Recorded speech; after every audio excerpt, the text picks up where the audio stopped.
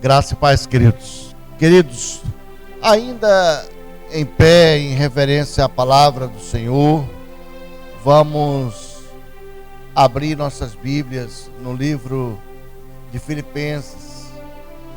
Paulo, há 2000 anos atrás, fez uma postagem e marcou os filipenses. E hoje nós vamos fazer uma reflexão nessa carta, uma carta que nos desperta e que traz uma mensagem muito profunda para nossas vidas. Amém? Hoje nós vamos ler o versículo de número 4 do capítulo 1 de Filipenses. Queria que você encontrasse ele aí na sua Bíblia. É o versículo de número 4 do capítulo de número 1. Apóstolo Paulo, ele, de dentro das muralhas da prisão, prisioneiro do Senhor, antes de iniciar essa carta, ele faz uma abertura e uma saudação àquele povo, em nome de Cristo, por Cristo, em Cristo. Ele vai dizer que em todas as suas súplicas, em vosso benefício, sempre orei com alegria. Em todas as minhas súplicas, em vosso benefício, sempre orei com alegria. Vamos orar? Pai, em nome de Jesus, nós te damos graças, Senhor, porque o Senhor é bom e abençoador e a sua misericórdia tem nos alcançado, Pai. Deus, planta essa semente nos nossos corações e que ela venha dar o fruto na estação correta. É a nossa oração no nome do Senhor Jesus. Amém. Poder sentar, queridos. Essa carta ela é conhecida como a carta da alegria, porque Paulo vai citar muitos versículos aqui que vão falar sobre alegria. Alegrai-vos no Senhor. Alegrei quando escrevi para vocês. Muito me alegra ao reencontrar as mensagens de vocês, as notícias de vocês. E por aí vai, ele vai falar muito sobre alegria. Por isso ela é conhecida como a carta da alegria. Mas o que mais ela impacta nas nossas vidas é porque Paulo, ao escrever essa carta, ele estava preso, queridos. Ele era prisioneiro, estava em Roma preso. E de lá ele, na época não tinha ainda o computador, não tinha o WhatsApp, então ele escrevia ali de próprio punho, ou alguns dos seus discípulos para ele escrevia, e ele enviava essas cartas, essas epístolas, saudando alguns irmãos, aconselhando algumas congregações que ele havia iniciado, alguns grupos familiares que ele possuía, como lá em Romanos 16, vocês vão ter a oportunidade de verificar vários grupos familiares que estavam nas casas onde Paulo inicia aqueles trabalhos. Então, de dentro da prisão, de dentro ali da custódia de Roma, Paulo ele vai escrever aos filipenses, e ali ele fala muito sobre alegria. E ele diz que aquele povo está nas orações dele e que ele se alegra muito quando ele lembra daquele povo, ele lembra da experiência, do convívio, e que ele espera retornar com aquele povo. Então a fé que Paulo tinha era muito grande. E muito embora ele esteja preso, ele não transmite nenhuma sensação de tristeza, de reclamação. Ele não transmite nenhum tipo de sensação estranha. Ele, muito pelo contrário, se alegra ao escrever a carta àquele povo. E quando a gente fala que Paulo ele se alegra, a gente não está falando no sentido de uma grande felicidade que Paulo estava sentindo porque estava preso. Não é esse caso. A alegria é diferente da felicidade. Felicidade, ela é um estado de espírito. A alegria é um momento, um ápice ali, um estágio em que você sente uma grande paz, amor, onde você sente que ali a coisa está leve, você não está preocupado com nada, você está numa alegria, no ápice ali da alegria, um gozo inexplicável, alegria. Enquanto que a felicidade, ela é paz de espírito, ela é um estado de espírito. Então Paulo ele vai transmitir para aquele povo lá essa alegria, para que o povo possa entender que ele não está preocupado se ele vai ser decapitado, se ele vai ser crucificado, se vão cravar ele lá nas flechas. Ele não está preocupado com isso, mas ele está preocupado com que aquele povo se alegre e que possam transmitir essa alegria a outras pessoas, a outros discípulos. Ele vai dizer lá no final dessa carta, desse capítulo, que para ele o viver é Cristo e o morrer é lucro. Então Paulo, ele não estava preocupado com o que iria acontecer. Ele tinha uma paz muito grande, uma paz de espírito muito grande. Aquele camarada que o mundo está pegando fogo e ele está ali muito tranquilo, muito sereno, muito firme, muito consciente, muito pé no chão das suas decisões, das suas posições. E quando ele escreve essa carta a esse povo, aos filipenses, ele sauda muitos dos seus discípulos que ali ele deixou, porque Paulo, muito embora preso, ele tinha muitos discípulos. E as pessoas, elas se maravilhavam ao saber o que torna um homem preso tão diferente, um homem com uma paz tão grande, muito embora esteja preso, mas que ele transmite ainda uma paz de espírito muito grande, uma alegria muito grande. Eu garanto que se qualquer um de nós estivéssemos em prisão, a família estava numa tristeza, o camarada lá estava muito triste, as coisas estavam todas para baixo e aquele clima não estava legal. Qualquer um em sã consciência que esteja em prisões, ele vai pensar dessa maneira.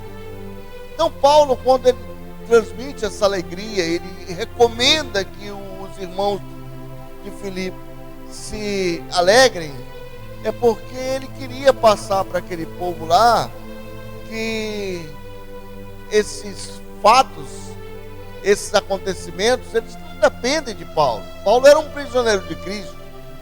Ele era um homem que vivia na dispensação da graça nas mãos do Senhor.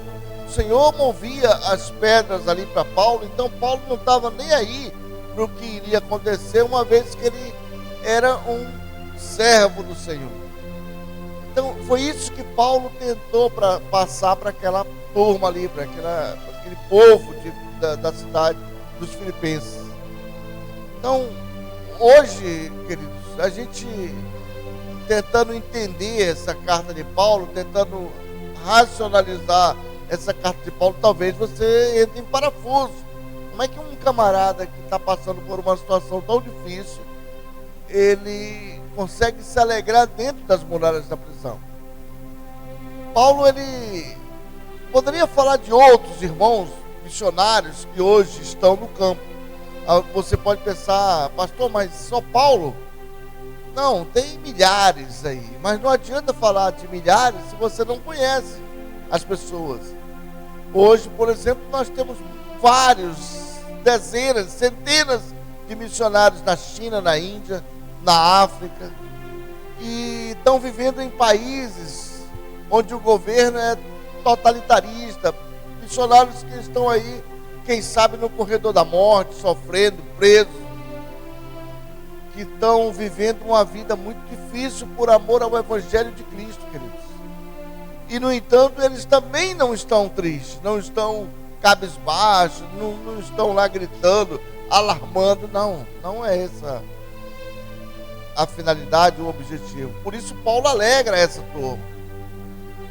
E ele se alegrou muito quando ele observou que existia um grupo que, mesmo pregando um evangelho contrário ao que ele havia ensinado, mas estava pregando o evangelho. E ele vai dizer: olha, não importa se é por porfia, o que importa é que o nome do Senhor está sendo exaltado. Então Paulo, ele vai dizer também que ele sofreu naufrágios. Paulo viajou, queridos, pegou barco aí, e quando ele entrava no barco, o barco ia para o fundo. Paulo dormiu em cima de um pedaço de madeira, em cima do rio lá, do oceano. Passou a noite ali agarrado a uns pedaços de madeira. E quando ele foi resgatado, ele pegou 39 chicotadas, e era constante ele apanhar. Paulo foi apedrejado a ponto do povo pensar que ele tinha morrido. Fizeram um montoeiro de pedras em cima dele. Então ele foi açoitado, apanhou, dormiu em cima de jangada, sofreu muito, passou fome, passou frio, passou uma vida muito difícil, queridos. E isso não era apenas um período na época de Paulo. Hoje nós temos missionários no campo que vivem essa vida, que estão aí sofrendo por amor ao Evangelho de Jesus. E por que a gente fala desse assunto, queridos, para vocês? Porque a obra não terminou, não parou, a obra continua. E quando você achar que as coisas estão difíceis para você, você tem que lembrar desses campeões que estão lá no campo de batalha, que estão nas frontes de batalha. Homens e mulheres que deixaram suas famílias para trás, por amor ao Evangelho. Paulo deixou tudo para trás, deixou toda a sua vida, sua história para trás, e por uma fé, por uma visão, por um toque, por conhecer o Senhor, ele passou a ser perseguido, querido. O que era um perseguidor passou a ser perseguido. Então Paulo vai nos ensinar, vai nos trazer essa lição de vida. Era um membro do Sinédrio que tinha carta branca para atingir cristãos em toda ali aquela região da África Menor, parte da Europa. Paulo foi um terror para os cristãos. Saulo, porque depois que ele se converte, ele passa a ser chamado de Paulo. Foi um terror para os cristãos. Paulo, ele se converte, Saulo se converte, passa a se chamar Paulo, é um perseguido agora. E ele é muito oprimido, apanha, é preso, é humilhado, é escorraçado. Mas Paulo nunca abriu a boca e reclamou. Provavelmente a família de Paulo toda, a esposa, porque como Paulo era um membro do Sinédrio, provavelmente ele tinha uma esposa, para ser membro tinha que ser casado. E Paulo deixou isso tudo para trás, ou se a mulher dele morreu, ninguém sabe. Sabe-se que Paulo passou a viver uma vida com Cristo. Sofreu muito, queridos. Nós hoje falamos muito, citamos muito um versículo que diz: tudo posso naquele que me fortalece. E o cara enche o peito e diz: tudo posso naquele que me fortalece, usando muitas vezes esse versículo como um mantra para ele atingir outros objetivos. Mas Paulo, quando ele vai citar esse versículo, na verdade ele já tinha apanhado muito, sofrido muito. Foi um versículo que veio como um fôlego para ele ali. Depois de muito sofrimento, ele dá uma respirada e diz: tudo posso naquele que me fortalece. Então Paulo sofreu muito, queridos. Se você pensa que está sofrendo, se você bateu ali a sua unha e você, olha, ontem eu dei uma pancada, antes de ontem, a gente saiu do carro e a porta prensou ali, minha unha ficou, e a dor foi insuportável. E você vai lembrar de Paulo. Se você pensa que a sua unha ali está doendo, pense nas 39 chicotadas que Paulo pegava constantemente. pedradas, escorraçavam Paulo, humilhavam Paulo, mas no outro dia Paulo estava pronto ali para pregar. Paulo foi esse guerreiro, queridos. Poderia falar de outros, como eu falei, poderia. Temos muitos irmãos na África, queridos, que estão presos.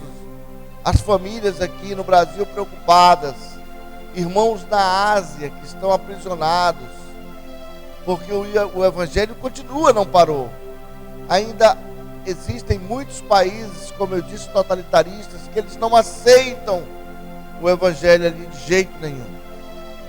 Mas como nossa missão é levar o Evangelho ao mundo todo, como o Senhor Jesus disse, ide pregar o Evangelho a toda criatura, e eis que eu estarei convosco todos os dias até a consumação dos séculos.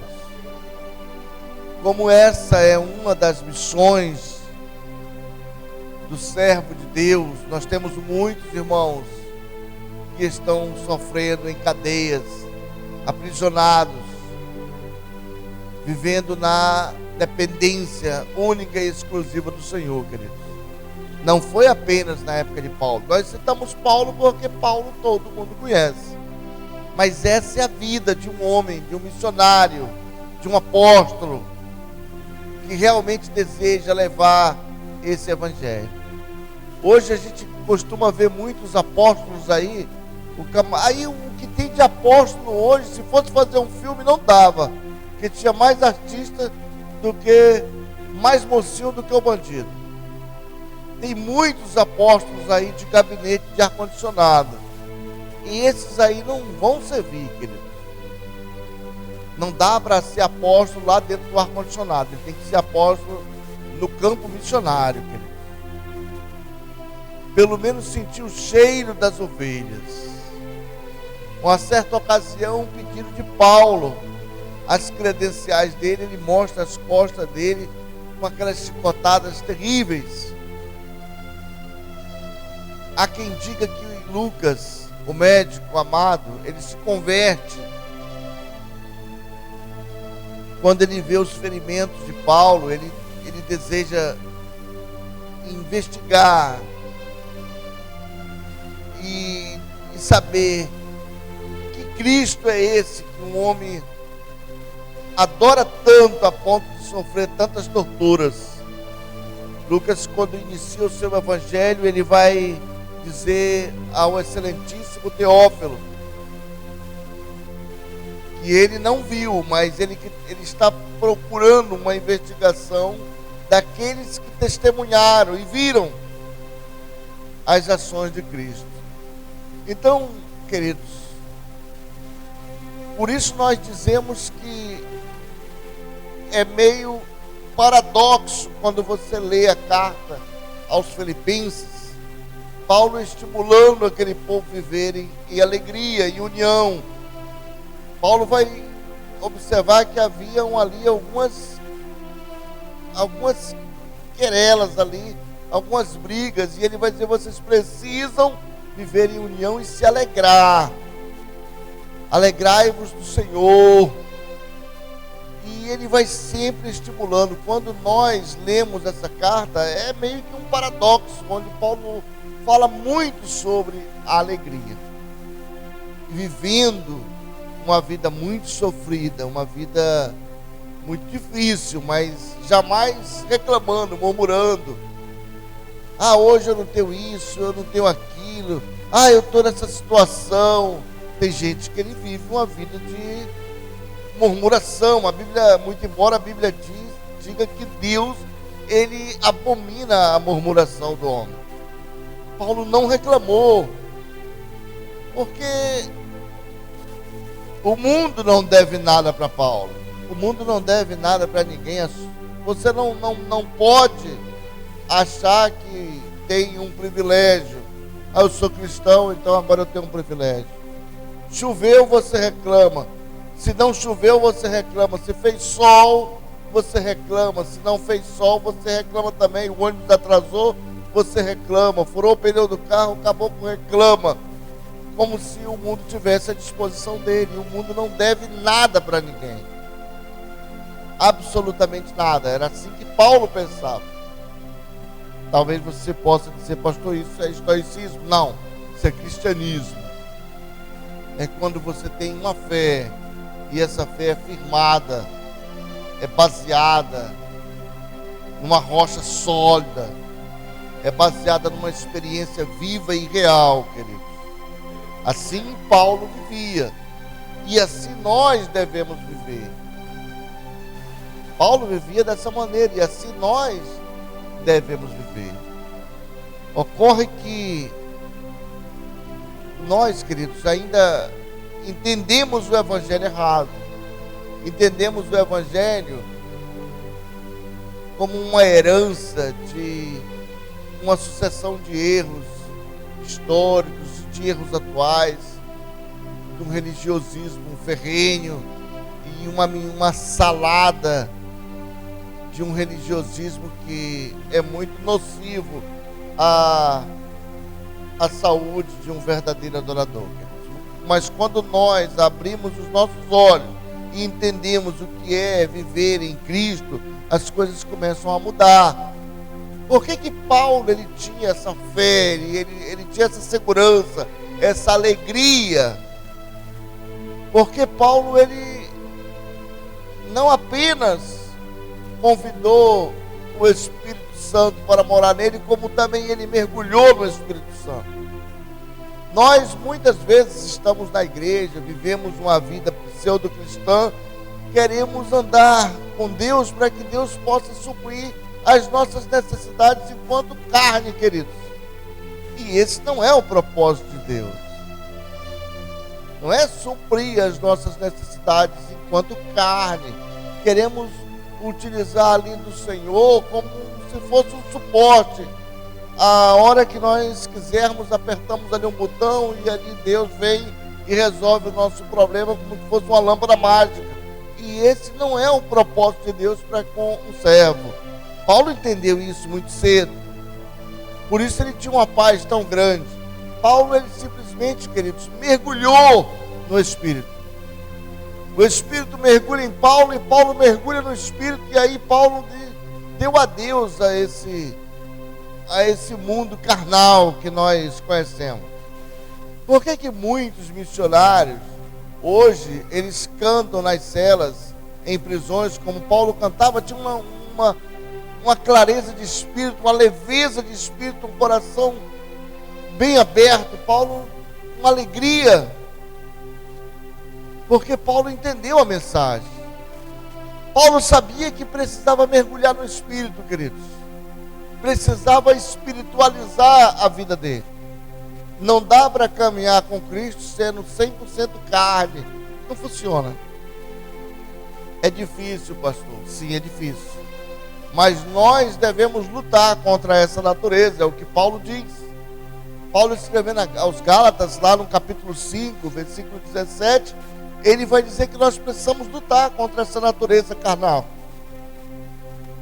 E que nós espiritualizemos essa situação. O Espírito Santo, ele mergulha em você, ele faz de você um tabernáculo e você mergulha no Espírito e faz dele também um santuário. Assim é a vida cristã. Quando nós entendermos essa lógica, espiritualizarmos tudo, aí você vai talvez caminhar com a mente mais livre. Você não vai mais se preocupar com o cara que está falando de você, com a pessoa que está olhando para você com indiferença. Você não vai mais se preocupar com problemas bobos, queridos. Muitas vezes nós carregamos uma carga muito pesada de problemas, porque nós ainda não nos livramos. Nós não entendemos ainda a palavra em profundidade. E a gente tende a ficar invocado, ficar irado, ficar com raiva. E aquilo vai maltratando você. Vai trazendo inclusive mais problemas para a sua vida, para as nossas vidas. Porque não entendemos a palavra. Pessoas que estão na igreja há muitos anos, que carregam problemas, baús, que não conseguem se livrar, porque não espiritualizaram a coisa. Mas quando a gente espiritualiza a coisa, joga para o campo da espiritualidade, queridos, acabou. Mas quando a gente chama para o campo da carne, aí a coisa não vira. A coisa entorna e você sofre, carregando um monte de bagulheira, sujeira, coisas que não vão levar a nada, querido, a não ser afundando cada dia mais a própria vida da pessoa. Então nós precisamos aprender a separar o sagrado do profano, mergulhar no sagrado, deixar o sagrado mergulhar em você, afastar aquilo que não presta. O Senhor Jesus disse lá para Caim, vai falar numa das passagens, quando o seu pai vai dizer a Caim, por que o teu semblante está desse jeito? Por que a tua cara está fechada, está amarrada? E Caim invocado lá. Jesus vai dizer para ele, vai dizer para nós, que o Senhor disse para Caim, porventura, está triste porque eu não aceitei a tua oferta? Será que se porventura tu procedesse bem aos meus olhos, eu teria rejeitado a tua oferta? Caim, levanta a tua cabeça e arruma aí o teu coração, porque o pecado ele está à tua porta e cabe a você dominar esse pecado. Aí sim, quem sabe a oferta de Caim seria aceita. Mas Caim carregava ali uma raiva grande, um ódio no coração, carregava ali um problema que ele não conseguia se livrar. Ou não se livrava porque não queria. E muitos de nós somos assim, queridos. Carregamos problemas e adoramos carregar problemas. Cativar problemas, cultivar problemas, criar problemas. Paulo joga tudo isso para o campo da espiritualidade. Ele esquece aquilo ali. Xingaram Paulo, está nem aí. Bater em Paulo é indiferente para Paulo. Paulo já não era mais aquele Saulo questionador, briguento. Paulo agora era um homem diferente, um homem espiritual, um homem que mudou o seu pensamento. Talvez você me pergunte, pastor, mas e aí? E agora? O que eu faço da minha vida?